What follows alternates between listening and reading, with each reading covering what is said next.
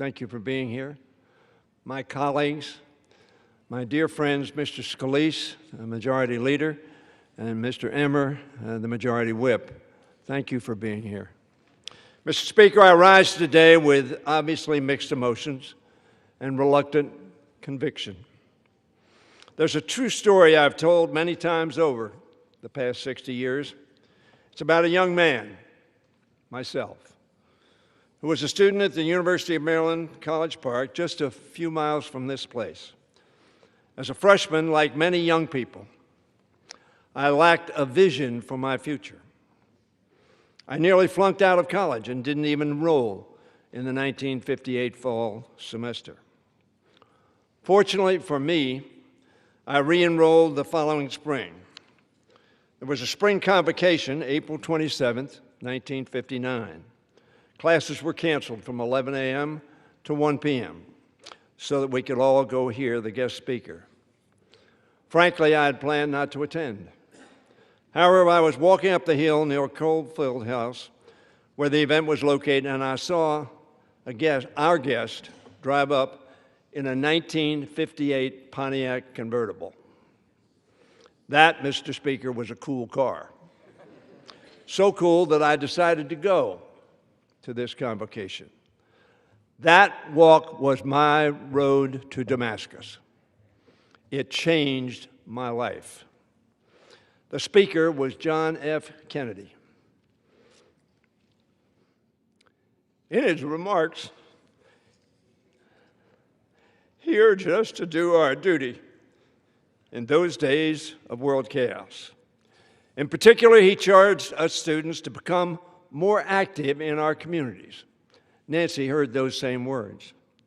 Like many hundreds of thousands of young people, I was deeply inspired by Senator Kennedy and his words.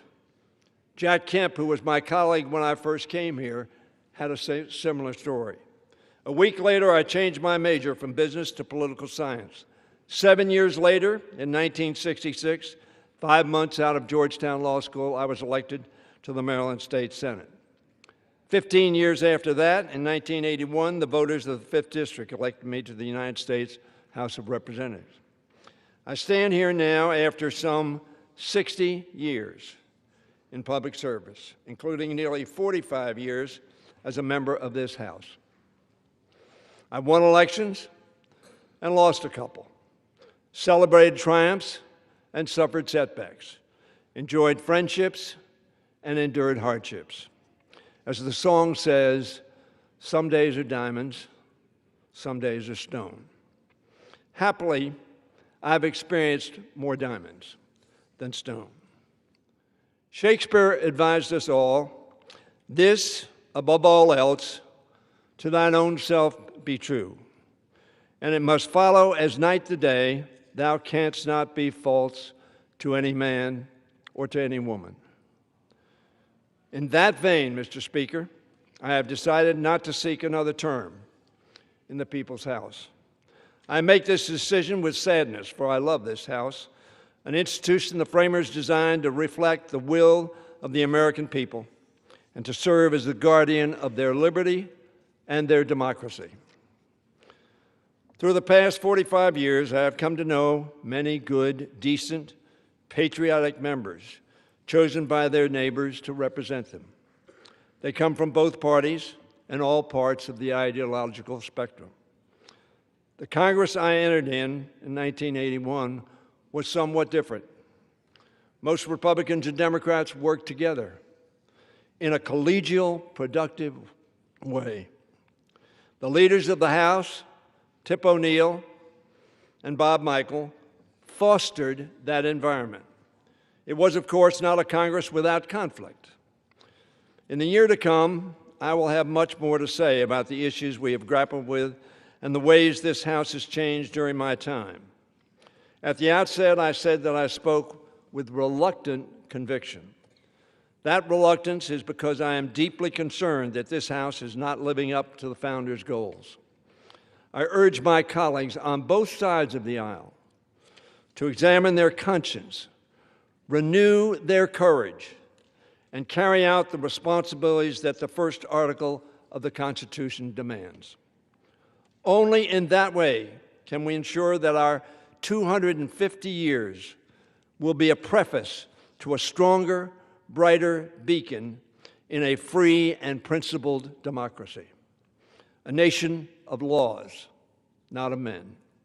A nation respected around the world for its strength, certainly, but even more for the ideals it represents and the justice with which it acts.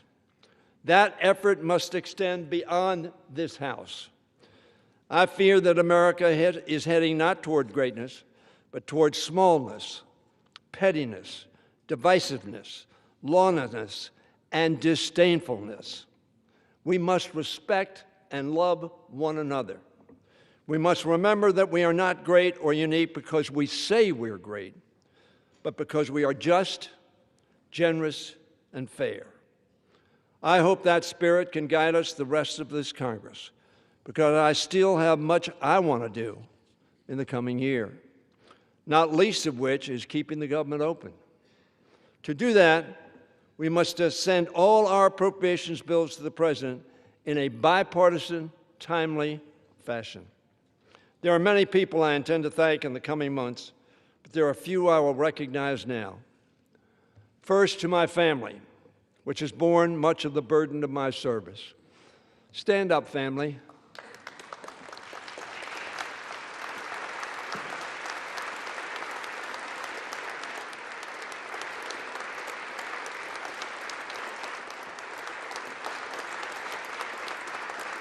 Thank you so much. My late wife, Judy, who died too young and gave so much. My beloved daughters, Susan, Stephanie, and Ann, who paid a price for Dad's absences. To my grandchildren and great-grandchildren, for giving me great joy. My mother, who thankfully lived to see her son become the president of the Maryland State Senate. To my staff, for serving me and their nation with great loyalty and ability. To my colleagues, for trusting me with leadership. To the people of Prince George's County, particularly the African American community, without whom I would not have won my elections. To the people of the 5th District, who gave me a majority of their votes 23 times. And to my wife, Dr. Elaine Kmark, who has made my life whole and happy. Thank you, babe.